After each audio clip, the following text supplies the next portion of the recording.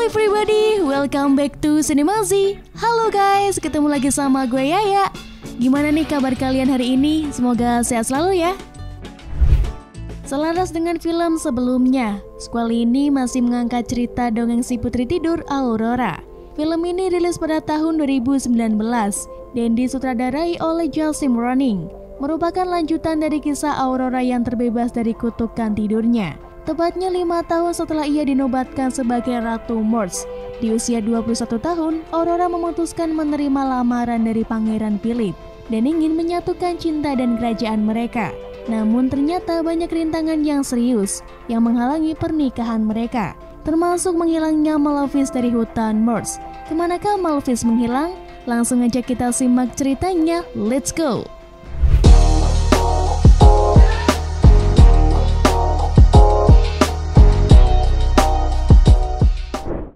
Film diawali dengan adegan para pencuri yang sedang mencari peri-peri Morse. Sebut saja pencuri itu si botak, si gondrong, dan si kurus. Kali ini mereka mencoba menangkap peri jamur untuk dijual. Namun peri jamur yang lumayan lincah berhasil melarikan diri untuk sementara. Tapi kemudian tetap tertangkap oleh si pencuri kurus.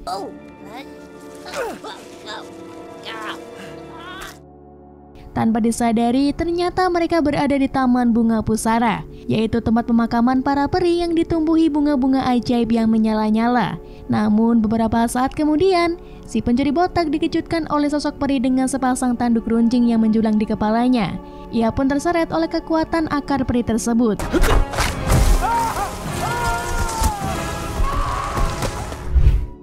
Si pencuri gondrong yang mengetahui rekannya sudah wassalam memutuskan untuk melarikan diri, namun tetap saja gagal.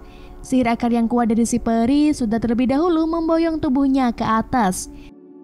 Si pencuri kurus yang semakin panik lari tunggang-langgang menuju istana kerajaan Yule-Stead. Setelah memetik salah satu bunga pusara yang ia simpan di tas beluknya, ia pun menjual hasil curiannya di sana.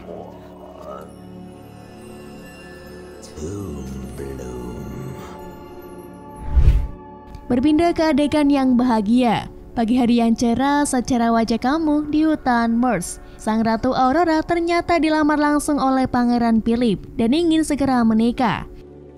Will you marry me? Sesi Morse pun ikut merayakan hari bahagia ratunya itu. Di Alval, si gagak hitam, asisten setia Malefice pun mendengar hal tersebut. Ia kemudian segera menemui Malefice untuk menyampaikan kabar bahagia itu. Prince Philip has asked Aurora if she'll become his... Don't. Setelah lamarannya diterima, Pangeran Philip beserta prajurit-prajuritnya kembali ke istana mereka. Ia segera memberitahukan ayah dan ibunya. Mereka pun setuju dan mengundang pihak Aurora untuk makan malam bersama. With open arms. She shall come to dinner. That would be... Sang raja nampak bangga sekali pada putranya itu. Ia mewariskan pedang pusakanya kepada putranya yang kelak akan menggantikannya sebagai Raja Yule-Stead. Tapi siapa sangka ternyata Ratu Ingrid menyimpan perasaan tersembunyi. Ia merasa tidak suka akan keputusan anaknya itu. Ia pun menyusun rencana untuk menghancurkan bangsa Morse secepatnya. Di sisi lain, Aurora yang sedang berbahagia pun memberitahukan rencana pernikahannya kepada ibu perinya. Namun Malefice menolak. Ia tidak percaya kepada manusia manapun kecuali anak angkatnya itu. Ia tidak ingin Aurora mengalami nasib yang sama seperti dirinya di masa lalu. Aurora dengan bantuan peri warna-warni yang kebetulan ada di situ. Ia mencoba meyakinkan Malefice, hingga akhirnya ia setuju untuk makan malam bersama dengan kerajaan Yule-Stead. Malefice yang belum pernah menghadiri acara seperti itu merasa sangat terbebani, sampai-sampai ia berlatih bagaimana menerima sambutan yang baik dan benar, tentunya ditemani oleh gagak setianya. Kemudian Aurora muncul setelah selesai bersiap. Ia menyarankan agar Malefice memakai kain penutup kepala, agar tanduknya tidak membuat orang lain kurang nyaman. Malefice pun setuju dan tersenyum terpaksa. Setelah semuanya siap, Aurora yang ditemani oleh ibu peri dan gagak itu segera berangkat ke kerajaan tetangga untuk makan malam bersama.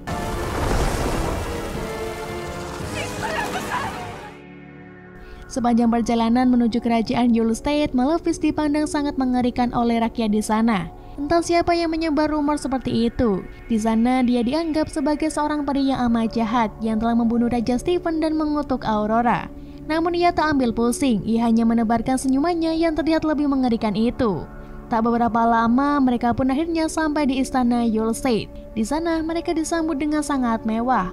Aurora pun mendapatkan pelukan hangat dari Ratu Ingrid yang sempat bersin-bersin karena alergi terhadap mahkota yang dipakainya. The flowers in your hair. Setelah semuanya berkumpul, mereka pun memulai acara makan malamnya. Di sepanjang acara, Ratu Ingrid berulah dengan mulut pedasnya. Tak henti-hentinya menyinyir Malefice layaknya tetangga gua yang kebanyakan bacot. Ia semakin tak terkendali. Kata-kata yang menusuk hati Malefice pun sengaja dilontarkan agar Malefice tersulut amarah. Yaps, benar saja Malefice yang temperamental dengan mudah tersulut amarahnya. Ia pun mengamuk dan menghempaskan siapapun yang mendekatinya.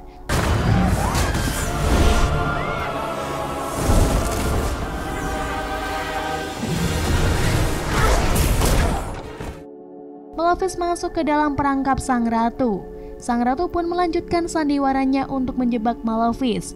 Ia berpura-pura takut dan berlindung di balik suaminya. Namun tiba-tiba sang raja terjatuh. Tubuhnya lemas dan mulai tidak sadarkan diri. Ratu nyinyir itu pun berseru bahwa raja terkena kutukan Malefice. Pangeran Philip dan seisi istana mempercayai ucapan sang ratu. Begitu pula Aurora. Ia menolak saat Malefice mengajaknya untuk segera pulang. Aurora yang sedang dimabuk cinta lebih memilih mempercayai ratu kampret itu ketimbang ibu perinya. Dia pun stay di istana Yulstead untuk merawat camernya itu. Malefice merasa seperti ia sedang dikhianati oleh anaknya sendiri. Ia pun langsung pergi meninggalkan istana itu melalui jendela ruangan. Namun tanpa diduga, ternyata di atap istana sudah standby seorang bocil kompeten kepercayaan ratu. Bocil itu sudah menyiapkan senjatanya dan diisinya dengan peluru besi. Ia pun membidik Malefice dan mengenainya tepat di perut sebelah kirinya. Malefice terjatuh ke dalam air dan tak sadarkan diri.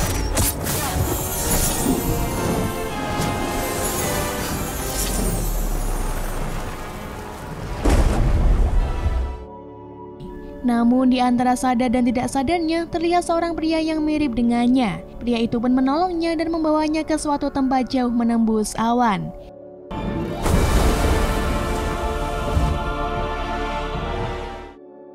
Di sisi lain, Aurora yang dalam pengaruh hasutan Ratu Ingrid mencoba mencari Malefice ke hutan Morse. Ia mencari ibu perinya tak lain adalah untuk memintanya menghilangkan kutukan terhadap raja. Namun sia-sia karena Malefice sedang holiday ke Eropa bareng gue. Dia hanya bertemu dengan Diaval. Diaval pun tidak tahu di mana keberadaan nyonyanya itu. Kembali ke kerajaan, si bocil ceritanya lagi ngadu nih sama si Ratu Kampret. Dia melapor bahwa Malefice sudah tertembak dan terjatuh ke dalam air. Ia juga melapor bahwa ada makhluk serupa Malefice yang datang untuk menolongnya. Ratu Ingrid yang mendengar berita tersebut mulai geram dan menyatakan untuk memulai perang. Ia siapkan semua amunisi untuk berperang, mulai dari Amer dan teman-temannya. Mulai dari peluru besi hingga bubuk pembunuh peri. Di suatu tempat nan jauh di sana, Malefice terlihat mulai siuman. Aduh bu, cantiknya. Yang mendapati perutnya yang terluka dalam balutan kain putih.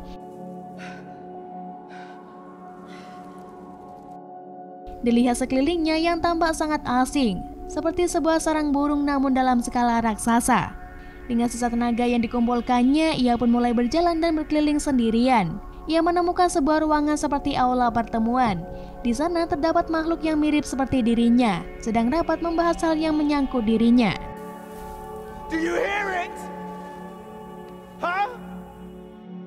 Menyadari kehadiran seseorang yaitu Bora, salah satu pentolan di situ, dengan sergap menghampiri Malefice. Tanpa sopan santun, Bora mengendus Malefice dan mencoba menggodanya. Malefice yang merasa tak nyaman dengan cepat mengembuskan kekuatan sihirnya untuk melontarkan Bora agar menjauh darinya.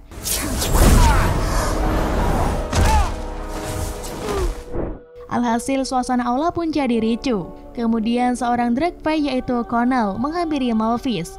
Ternyata dia adalah sosok yang menyelamatkan Malefice saat jatuh ke air. Connell mengajak Malefice berkeliling dan memberikan banyak informasi mengenai siapa dan apa Malefice sebenarnya. Malefice merupakan keturunan Drakefey murni yang terakhir. Banyak Drakefey yang ia jumpai di sana, namun yang memiliki kekuatan terkuat hanyalah dia. Ia menjelaskan bahwa saat ini jumlah Drakefey yang tersisa sudah diambang kepunahan. Mereka bersembunyi di situ untuk menghindari perburuan manusia. Harapannya suatu hari peri dan manusia bisa hidup berdampingan dalam kedamaian. Berbeda dengan Conal yang menginginkan kedamaian, Bora sangat berambisi ingin menaklukkan bangsa manusia dan hidup tanpa rasa takut. Ia sangat menginginkan perang, dan dengan adanya Drakfey murni seperti Malefice, keinginannya menjadi semakin kuat. Ngomong-ngomong soal perang, kita balik lagi ke kerajaan Yule State. Di sana terlihat sang ratu yang sedang fitting baju sama calon menantunya. Ratu ini tidak pernah mendengarkan pendapat Aurora. Ia hanya mendengarkan apa yang ingin ia dengarkan. Ia terus-terusan mendekte Aurora ini dan itu. Aurora yang mulai tertekan menjadi semakin murung, ia jadi sering melamun di balkon. Philip yang kebetulan mendapati calon istrinya yang sedang galau mencoba menghiburnya. Ia mencoba menjadi teman curhat yang baik. Dengan senang hati didengarkannya segala keluh kesah yang dirasakan oleh calon istrinya itu. Tapi Philip yang bijak selalu punya jawaban untuk menenangkan hati Aurora. Ia hanya ingin Aurora menjadi dirinya sendiri. Tidak perlu berpatokan pada budaya kerajaan yang memuakan. Aduh, idaman banget nih Pangeran Lampu. Di saat keduanya sedang bermesra-mesraan, ternyata Ratu Ingrid tidak tinggal diam. Ia terus saja memerintahkan pasukannya untuk segera mempersiapkan perang. Laporan pribadinya pun terus didesaknya agar segera menyelesaikan bubuk pembunuh peri. Sampai-sampai ia tega memerintahkan pasukannya untuk membabat seluruh bunga pusara. Take the tomb rooms. Get to work!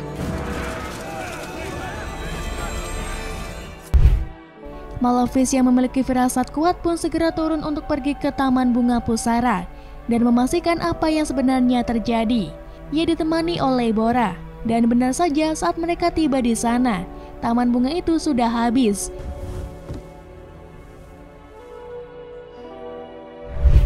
Bora yang memang sangat benci dengan kaum manusia terus saja membujuk Malefice untuk segera memulai perang.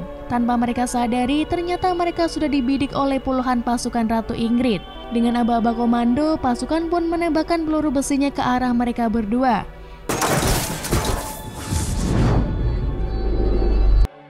Namun dari arah depan datanglah Conal yang tiba-tiba melindungi mereka dengan tubuhnya. Puluhan peluru besi pun berserang di tubuhnya dan Conal pun terjatuh.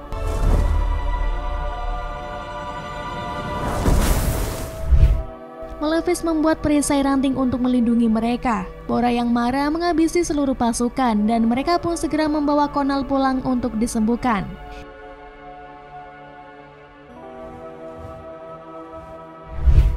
Keesokan harinya, Ratu Ingrid membuat pengumuman baru bahwa seluruh warga Morse diharapkan hadir di pernikahan sang pangeran.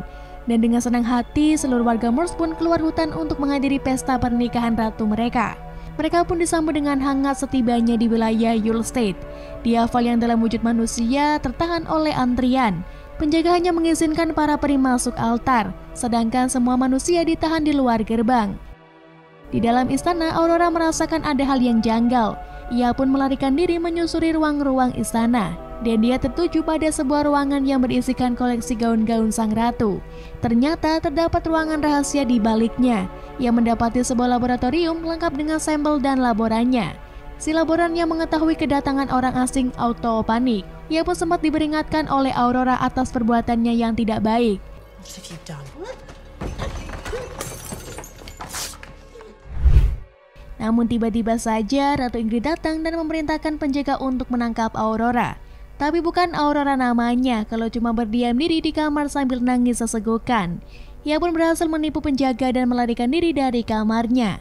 Aurora menuju ke aula pernikahannya. Di luar aula ia bertemu dengan Diaval yang berhasil masuk secara diam-diam. Terlihat di dalam aula seluruh warga Morse terkunci dan dilempari bubuk pembunuh peri. Mereka yang melihat hal tersebut segera mencari cara untuk menyelamatkan warga Morse. Di scene lain, para Drakfey semakin on fire untuk melangsungkan perangnya.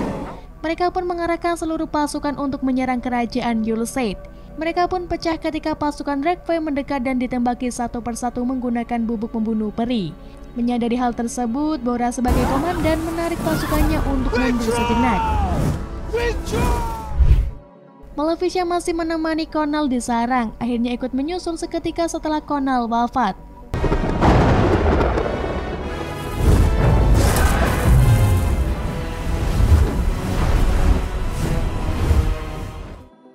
Perang pun semakin mengudara. Tak hanya itu, para peri yang masih terperangkap di aula pun harus mencari cara agar bisa menyelamatkan diri. Akhirnya mereka berhasil menghentikan tembakan bubuk pembunuh peri berkat pengorbanan peri biru yang berinisiatif masuk ke pipa-pipa dan menyumbatnya. Si bocil yang menjadi dalang pembantaian ini pun tewas akibat jatuh dari balkon berkat gangguan dari para peri warna-warni. Mampus kau. Aurora yang mencari bala bantuan pun menemui Philip. Ia menceritakan bahwa dalang dari kekacauan ini adalah Ratu Ingrid. Philip memihaknya, ia pun segera menghampiri ibunya yang berada di menara bersama komandannya.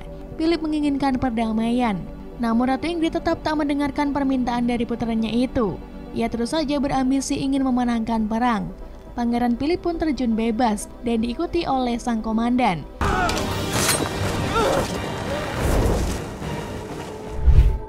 Mereka pun berkelahi yang kemudian ditabrak oleh Bora. Di depan aula terlihat Aurora dan Diaval yang ditangkap oleh para penjaga. Tapi tiba-tiba saja Diaval berubah menjadi seekor beruang yang besar.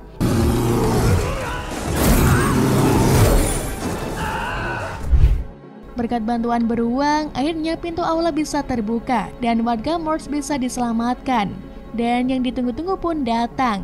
Yaps Malefice tanpa komando, ia langsung mengincar sang ratu. Ia menantang duel secara adil dengan ratu.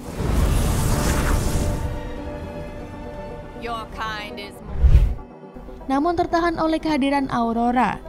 Namun Ratu Ingrid yang licik pun seketika menembakkan anak panah beracunnya ke arah mereka berdua. Malefice pun tertembak dan hancur lebur.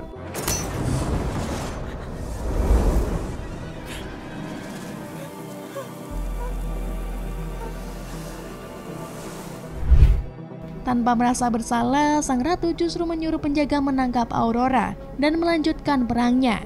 Tapi dengan ajaibnya, tiba-tiba muncullah seekor pinik hitam dari sisa abu Malefice.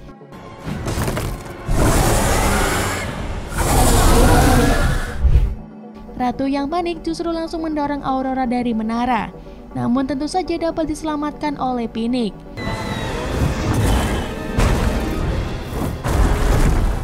Ratu yang ketakutan kemudian lari tunggang-langgang mencari tempat persembunyian, namun berhasil ditemukan dan disihir menjadi seekor kambing. Pinik pun berubah lagi menjadi Malefice. Ia akhirnya merestui pernikahan putrinya dengan Philip. Perang pun dihentikan dengan kebijakan untuk saling berdamai. Aurora dan Philip akhirnya benar-benar menikah dan membina kehidupan dengan penuh damai, santuy, dan kalem. Dan film pun akhirnya bubar. Gimana nih menurut kalian alur ceritanya? Tulis aja di kolom komentar ya. Oke, gue Yaya pamit undur diri. Mau rebahan dong, capek ngebacot mulu dari tadi. Oke, sampai ketemu lagi di alur cerita berikutnya. And see you, bye-bye.